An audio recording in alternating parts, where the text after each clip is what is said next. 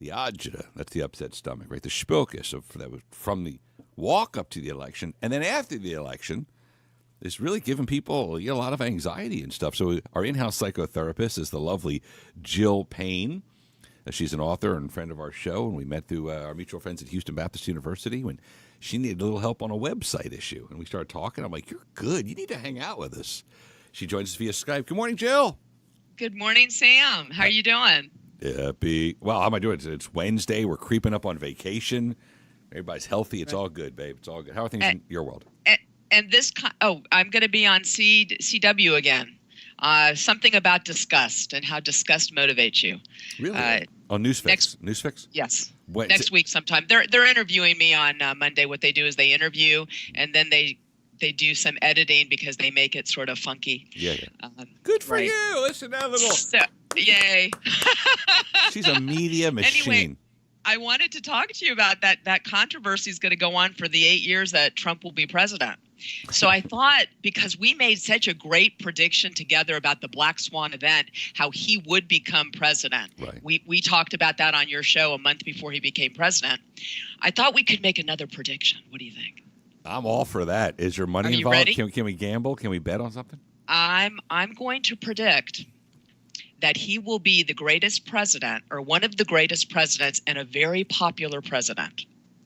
That's my prediction. I like it. And yes, and I'm going to tell you why. One thing that last night, he is, to me, a dream in a positive way for a psychotherapist, because that book that he wrote, The Art of the Deal? The Art of the Deal. He has such an art. Remember, we talked about that schema where he just is able to get certain he can be a CEO, he can be a tycoon, he can be on TV, now he's a president, and he incorporates this into his schema. So people don't really get him. Now, there's been studies where, remember, he's very confident, extremely confident.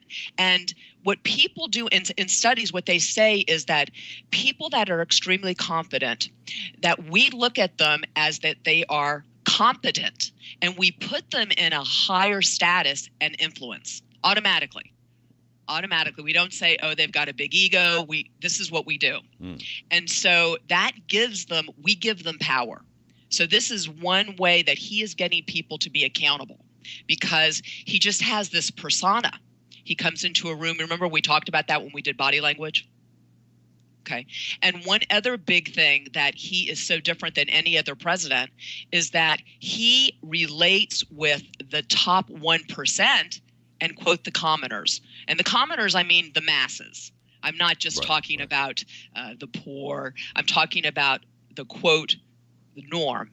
And because of that, look at this deal he just made with this man to bring some money into the United States. He talks to these big businessmen, yet he can also talk to people that are coal workers. And that's a hell of a deal. Jill Payne, our in-house psychotherapist. Right. The ability to communicate obviously is essential in business.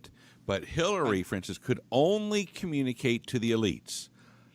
She even had trouble with that, Sam. People just, how some people just have this. You looked at her body language. It was very tight and very controlled. Right. And when people are not comfortable in their own skin, other people can feel it. Mm-hmm. So do you hear what I'm saying? So that's what happened with her. Even you just had on the radio, some lady wouldn't vote for her, and she was a woman and a Democrat.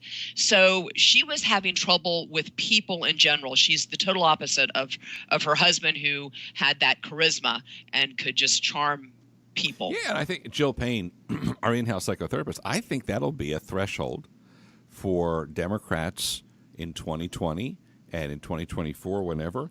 They're going to say, let's see if you can, quote, relate to that blue wall, or to, quote, regular folk, or, the guy in the factory, because they can't, and she couldn't. Yeah, Bill can, because Bill's like a pig, and he likes to sexually assault women, and he can be, hey, he's got nice yams on it, doesn't he? But Hillary couldn't. She couldn't relate. She couldn't even reach women. Right. So that may be the new litmus test among Democrats for the White House. Right. And so the other thing I was going to talk about is what this is doing is it's getting our United States to be accountable for their actions. So what's happened is the United States has gotten so big, and the bigger a group, remember we talked about collective groups where they go out and they riot or they stand together, they're not individual. And that is called de-individuation. And when you become you have de-individuation, you lose yourself into the crowd. Just like the media, you had that lady go and speak, and she was speaking for the media. She needs to speak for herself. Right. So he's getting people to, one, speak up and to become accountable, just like when he did brought the company back. Carrier, yeah, he was able to. Carrier, swing a deal. exactly. He tweeted, he called them out, and people, remember, they don't want to be sent to Siberia. We want to stick together. We don't want to look bad in a crowd. Exactly. So right. So you call someone out, they're going, oh, no, I didn't mean that. So this is what's going on. He's really, what's amazing is he's not even the president yet. What do you think of that? And if he can bring in, a cellular phone provider from Japan to drop 50 bill, and gosh knows how many tens of thousands of jobs, if he can talk to Carrier and say, do not go to any third world countries, which are employees, you're staying here. If he can call out Boeing and saying, look, this is taxpayer money on Air Force Ones, these E-4Bs, maybe we don't need to spend all this money. Let me look into this. So see, you brought up another good thing. He's modeling the behavior that people want to exhibit. Don't spend money on that Boeing. That's a waste of money. Be a little bit frugal. He says, get a look better what I did. deal. Right. He's like, I got a 757, paid 50 whatever mil. I outfitted it for 10 million more. I'm flying like, the Grand Poobah for 60 mil. You want to spend almost a bill. Right. And of course it needs obviously armaments and things like that, but sure. And he look at he's done already. It's great stuff. Jill Payne, our in-house psychotherapist. There you go. There was so much more I know. that we'll have plenty to talk about next week. I'm sure that a psychotherapist like yourself, a member of the American Psychotherapy Association, must be very busy because so many people are just like these bedwetters, these freaking snowflake, little blanket hugging weak men who sit when they urinate. I hope you all tell them to man the hell up and model yourself on those great Americans who stormed the beaches of Normandy and didn't sit there and cry. The Nazis.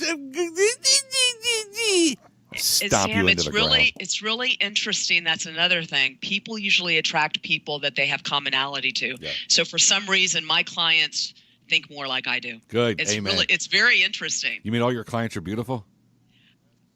Thank you, Sam. And yes, I do think they are. Yeah, actually. no, they probably are. The lovely Jill Payne, our in-house inside and out. Yes, amen to that one. Amen to that one. Our in-house psychotherapist. Glad you stopped by. We'll see you next Wednesday on the radio. Yes. Have a wonderful day. You got, babe. Join us. Sam. See you. Bye-bye. Join us via Skype, Jill Payne.